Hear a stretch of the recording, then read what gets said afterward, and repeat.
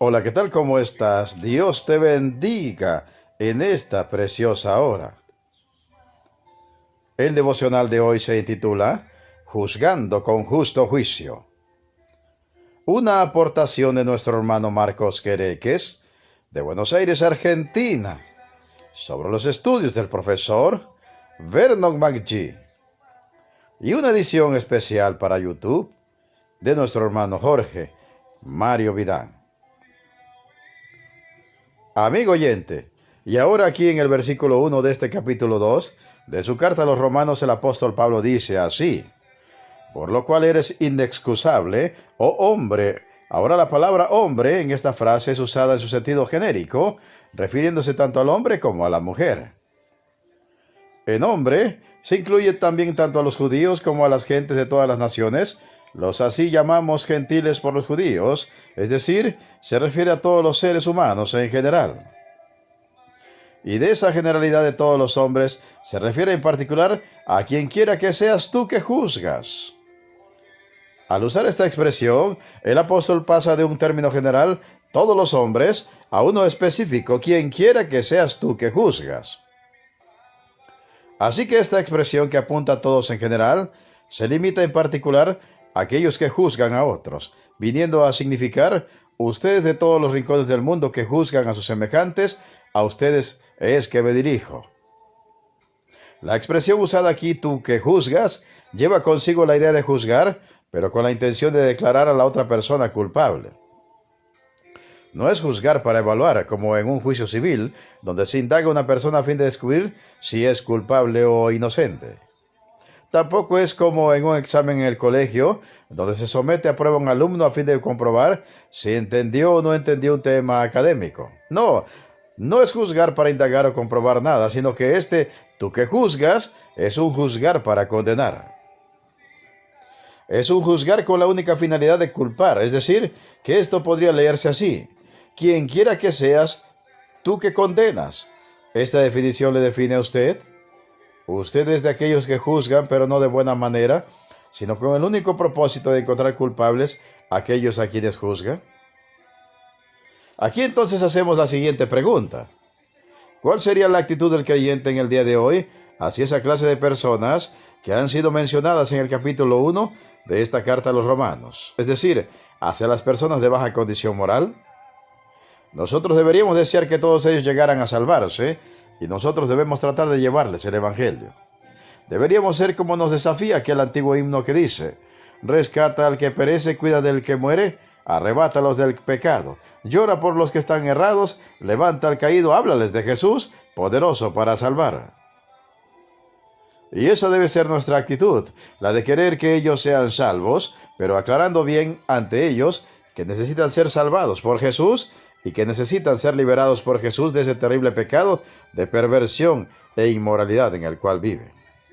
Bien, tenemos ahora que tener cuidado como leemos, porque podemos llegar a una conclusión errada porque dice: porque tú que juzgas, haces lo mismo. Ahora la palabra en griego aquí para lo mismo es auta. Ahora cuando Pablo usa la expresión lo mismo, no quiere decir cosas idénticas, como aquellos que juzgan a los inmorales hagan exactamente lo mismo que los inmorales, sino que hacen cosas que si bien son diferentes, son tan malas a los ojos de Dios como aquellas cosas que hacen los depravados. Y hay muchos que condenan a otros, y no porque los otros hagan sea necesariamente algo malo, sino porque hacen cosas diferentes a las que ellos hacen. Ahora bien, quizá alguien diga: un momento, yo no hago esas cosas.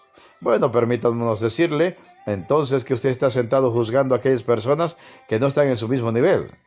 Usted está usando los modelos propios de una parte de la sociedad para juzgar a los que se encuentran más bajo en la consideración social. Y si alguien no llega a los niveles que han sido establecidos por usted y su pequeño grupo, entonces pues los condena. De la misma manera, Dios está diciendo que si usted cree que tiene el derecho de juzgar a los demás según sus propias normas, entonces Él también tiene ese derecho de juzgarlo a usted según sus propias normas. Y es así como Dios juzga según sus normas divinas. ¿No le parece esto justo?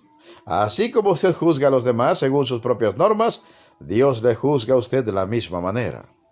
La diferencia es que el juicio de Dios es según verdad, y sus normas son tan altas que ninguno de nosotros puede alcanzarlas por sí mismo.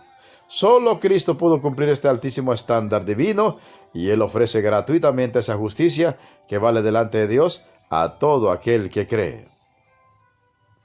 Muchas personas piensan que al seguir sus propias reglas, entonces resultan agradables a Dios. Si nosotros pudiéramos vernos como Dios nos ve, en verdad no podríamos soportarnos. Somos detestables, somos pecadores perdidos. ¿Qué es lo que podemos contribuir para el cielo? ¿Podemos adornar ese lugar? Nos da la impresión de que algunas personas piensan que el cielo será un lugar mejor cuando ellos lleguen allí. Sin embargo, este mundo no ha sido mejorado por su presencia aquí. Entonces el cielo tampoco lo sería en el caso de que ellos llegaran allí.